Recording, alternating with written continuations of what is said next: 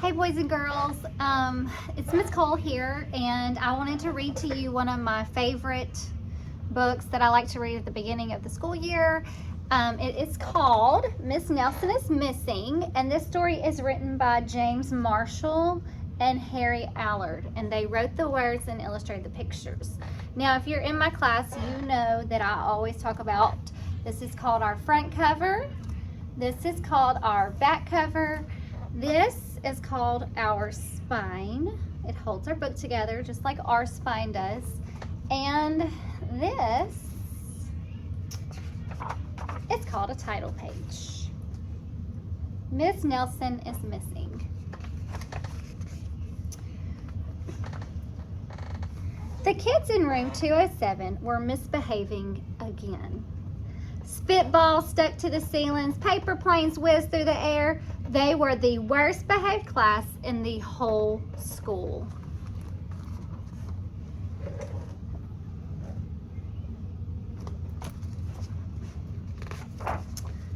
Now, settle down, said Miss Nelson in a sweet voice. But the whole class would not settle down. They whispered and giggled. They squirmed and made faces.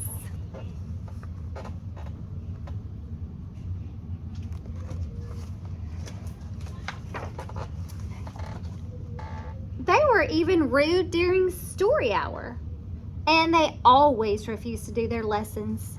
Something will have to be done, said Miss Nelson. Look, he's drawing a picture of Miss Nelson, and this kid's on their head while she's reading. The next morning, Miss Nelson did not come to school. Wow, yelled the kids. Now we can really act up. They began to make more spitballs and paper planes. Today, let's just be terrible, they said. Not so fast, hissed an unpleasant voice. Wonder who it could be. A woman in an ugly black dress stood before them. I am your new teacher, Miss Viola Swamp. And she rapped the desk with her ruler. Where is Miss Nelson? Asked the kids. Never mind that, snapped Miss Swamp. Open those math books. Miss Nelson's kids did as they were told.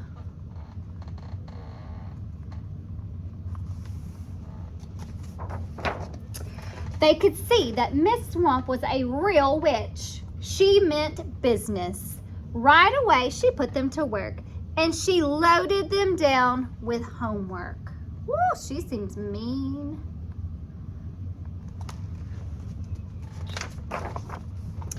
We'll have no story hour today, said Miss Swamp. Keep your mouth shut, said Miss Swamp. Sit perfectly still, said Miss Swamp. And if you misbehave, you will be sorry, said Miss Swamp.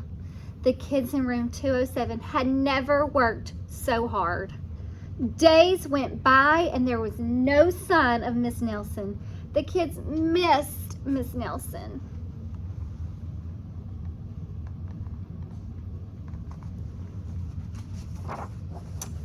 Maybe we should try to find her, they said.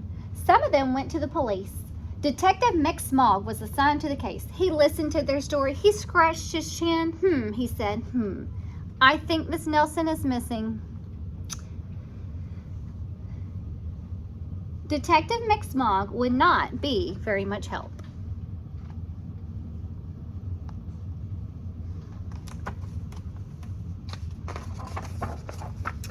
Other kids went to Miss Nelson's house. The shades were drawn tightly and no one answered the door. In fact, the only person they did see was the wicked Miss Viola Swamp coming up the street. If she sees us, she'll give us more homework. They got away. Whew, just in time.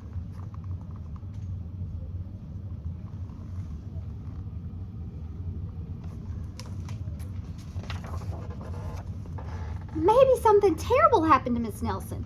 Maybe she was gobbled up by a shark, said one of the kids. But that didn't seem likely either.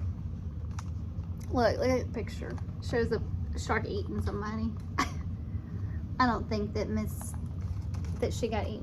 Nelson got eaten by a shark. Maybe Miss Nelson went to Mars, said another kid. But that didn't seem likely either.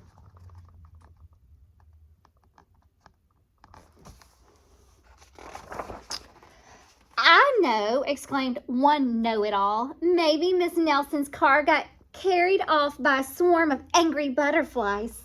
But that was the least likely of all. We know cars can't get taken off by butterflies.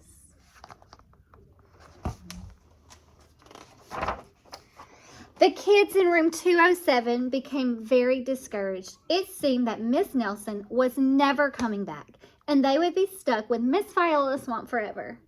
They heard footsteps in the hall. "Here comes the witch," they whispered. "Hello, children," someone said in a sweet voice.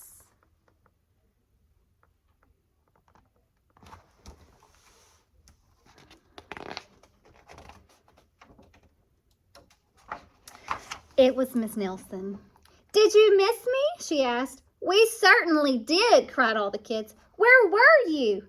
"That's my little secret," said Miss Nelson. "How about story hour?" "Oh, yay!" cried the kids. Miss Nelson noticed that during story hour, no one was rude or silly. "What brought about this lovely change?" she asked. "That's our little secret," said the kids.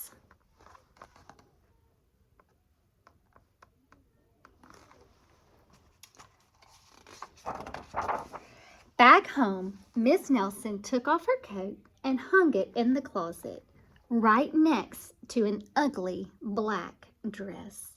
When it was time for bed, she sang a little song. "I'll never tell," she said to herself with a smile.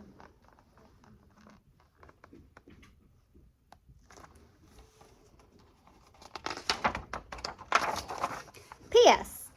Detective McSmog is working on a new case. He is now looking for Miss Viola Swamp. And that's the end.